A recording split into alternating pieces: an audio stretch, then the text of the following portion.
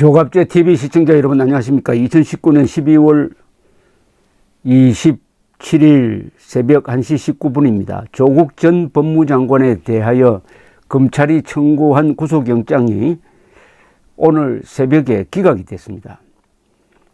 조국 전 장관은 2017년 청와대 민정수석으로 있을 때 유재수 금융위원회 국장에 대한 비위를 감찰했는데 상당한 혐의가 발견이 되었습니다. 약 5천만 원 상당의 금품을 유관 업체로부터 받았다. 그래 했는데도 감찰을 중단시켰다. 그리고 이 사람이 속한 금융위원회로 인사조치를 통보를 해가지고 사표를 낸 직후에 또 국회 전문위원으로 취직이 되었고, 그리고 작년에는 부산시 부시장으로 영전이 되었다. 이런 과정에서 유재수 씨가 문재인 대통령 측근이었고, 측근에 있는 사람들이 많이 있어가지고 조국 당시 민정수석에게 청탁을 해서 이렇게 됐을 것이다 하는 혐의에 대해서 검찰에 아주 구체적으로 구속영장 청구에 그 자료를 제시를 했는데, 서울 동부지법 권등직 영장전담부장판사는 이런 이유로 구속영장을 기각한다고 했습니다. 보도된 바에 의하면 첫째, 범죄 혐의가 소명되고 범행의 죄질이 좋지 않으나 피의자의 진술 내용 밑에도 배우자가 다른 사건으로 구속되어 있는 점 등을 고려할 때 구속 사유와 그 필요성, 상당성을 인정하기 어렵다. 상당히 인간적으로 보입니다. 이 구속영장 기각 사유에 이렇게 따뜻한 배려를 제가 본 적이 별로 없어요. 여기 보면은. 그렇다면 박근혜 전 대통령 같은 분에게는 이런 게 적용되지 않습니까? 박근혜 전 대통령에 대해서는 아버지와 어머니가 그런 식으로 피살되고, 그리고 독신 여성으로서 대통령직을 수행하는 과정에서 최서원 씨와 특수한 관계를 맺은 점을 고려하고, 특히 증거인멸의 염려가 없으므로 불구속 재판을 한다. 이런 식으로 충분히 할 수 있을 것 같은데요. 이런 식으로 이렇게 여러 가지 인간적인 배려를 하면은, 근데 박근혜 전 대통령에 대해서는 왜 안 합니까? 구속영장이 판사에 따라서 이렇게 달라져도 됩니까? 어쨌든 범죄 혐의는 소명된다고 했어요. 그리고 범행의 죄질도 나쁘다고 했습니다.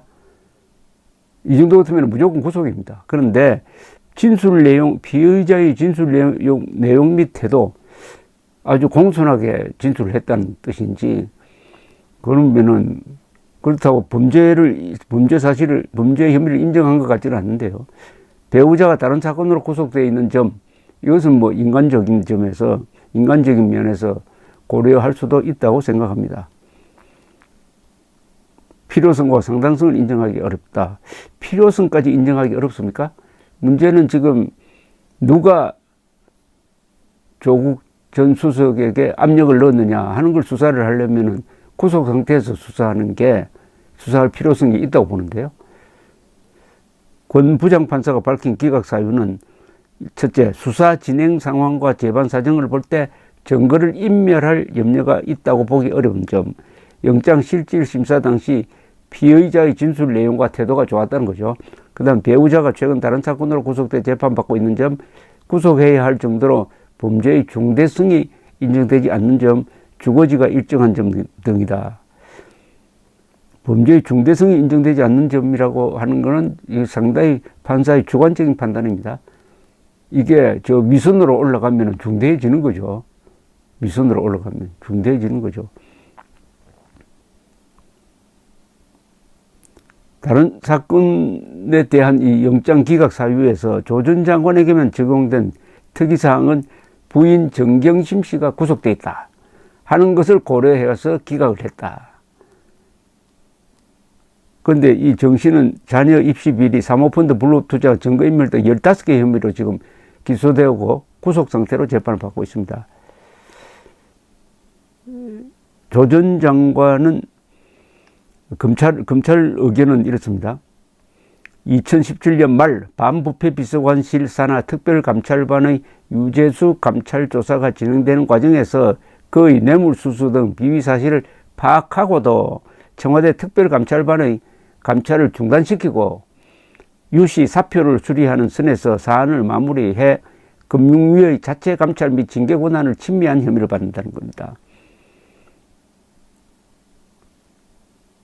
그리고 유씨 문제를 금융감독위원회에 이첩할 때 감찰 보고서를 보내지 않았다 하는 문제점도 제기되고 있습니다.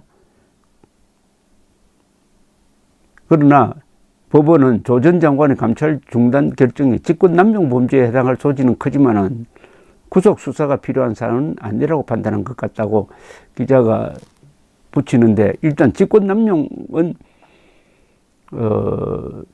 있으니까 앞으로 재판 과정에서는 어떻게 될지 뭐 법정 구속이 나올 수도 있다고 생각이 되는데, 변은석 김기춘 변호사를 변호했던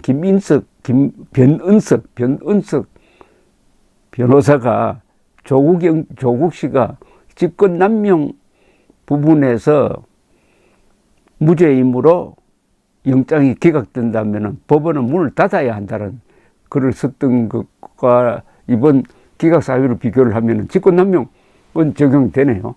직권남용은 적용되는데 구속될 정도로 중대한 것은 아니다 하는 겁니다. 이 변은석 변호인의 주장은 김기춘 비서실장 등 이 문화관광부 고위 관리들이 박근혜 전 대통령의 국정지침인, 즉 좌편향된 문화예술계를 바로잡겠다는 취지로 반사회적이나 반체제적인 문화예술 활동을 하는 사람들이 리스트를 만들어가지고 이 사람들에게는 국가가 지원을 해서는 안 된다 하는 정도의 가이드라인을 정했다. 이것 가지고도 직권남용으로 해가지고 징역형을 지금 선고하고 있는데, 여기에 비하면은 조국의 직권남용은 더 세다.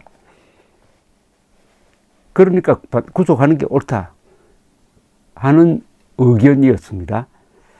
그런데 이번 권 판사가 그 영장을 기각하는 이후에는 직권남용 부분은 인정이 됐어요. 인정이 됐는데 이제 부인이 구속되고 그 다음에 그 사안이 그렇게 중대하지 않다.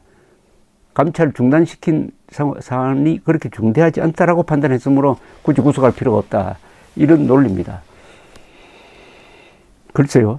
앞으로 검찰이 이제 다시 구속영장을 청구할 수도 있습니다. 보완 수사를 해가지고. 예컨대 우병우 전 민정수석에 대해서는 검찰이 세 번 구속영장을 청구해가지고 결국 구속시켰습니다. 그 정도로 끈질기게 물고 늘어질지 아니면은 정치적 압력을 많이 받고 있는 검찰이 이 정도 선에서 끝낼지는 두고 봐야 하는데, 이 정도에서 끝내면 이제 국민들이 의심을 하겠죠. 위선이 누구냐? 조국의 위선은 누구냐? 조국에게 유재수 잘 봐주라고 했던 사람이 누구냐? 이렇게 이제 들이댈 것입니다. 그런데 사람을 불구속 재판이 원칙입니다. 증거인멸의 염려가 없으면은, 또 주거가 확실해가지고 도망갈 염려가 없으면 불구속 재판이 한국은 원칙으로 되어 있는데, 그런데 이 사실은 이 원칙이 공평하게 적용되지는 않는다는 것은 아까 서두에서 말씀드렸지만, 왜 박근혜 전 대통령에 대해서는 오늘 영장 기각 판사가 주장했던 대로 그 가족 상황이라든지 그 사람의 어떤 인간적 환경이라든지, 또는 두 부모가 한국인을 가난해서 구출을 하고도 흉탄을 맞아가지고 서거함으로써 박근혜 씨가 아주 독신으로 생활 할 수밖에 없었던 특수 상황, 이런 등등을 고려하고 도망갈 염려는 아예 없는 거고, 이런 걸 종합했을 때 왜 박근혜 전 대통령에 대해서는 지금까지 계속 구속 수사를, 구속 기한 6개월을 계속 연장해가면서 재판을 하고 있는지, 왜 조국에게만 법이 이렇게 따뜻하게 적용되고 박근혜에 대해서는 왜 그렇게 차갑게 적용되는지, 이게 공평하냐 하는 의문이 꼬리에 꼬리를 무는 것입니다. 법은 공평성을 상실하면은 그것은 법이 아닙니다. 폭력이 되어버립니다. 봐주기가 되어버립니다. 권 판사는 한번 그런 문제에 대해서 좀 생각을 해보고 의문을 제기하는 사람에게 대해서 설명을 할 수 있는 자신이 있는지 좀 궁금합니다. 어쨌든 저는 사람을 꼭 잡아 넣어야 된다, 이런 주장은 차마 하기가 어렵습니다. 사람 잡아 넣어가지고 감옥살이 하는 게, 그러나 반드시 지켜야 할 게 공평성입니다. 공평성. 조국에게 적용됐던 이 불구속 사유가 이명박, 양승태, 박근혜, 그리고 네 사람의 국정원장, 즉 이병호, 이병기, 남재준, 원세훈 네 국정원장에게는 왜 적용되지 않느냐? 그럼 공평한 법 적용이 아니라면은 이게 무슨 법 적용이냐? 무슨 기준의 법 적용이냐? 계급투쟁론에 입각한 법 적용이냐 하는 의심을 스스로 자초하고 있다고 봅니다. 이 구속이라는 것은 최종 선고와는 다르지만은 일종의 준구형이나 준선고쯤 됩니다. 그래서 구속 여부가 굉장히 중요한 것인데, 조국 전 민정수석에 대한 구속영장 기각이 국민들의 전폭적인 지지, 평가를 받기는 어려울 것이라고 생각합니다. 그것은 이 정부 들어서서 법원이 보여준 판단에 어떤 일관성이나 법리가 보이지 않는다는 것 때문에 법원이 자초한 의심입니다. 감사합니다.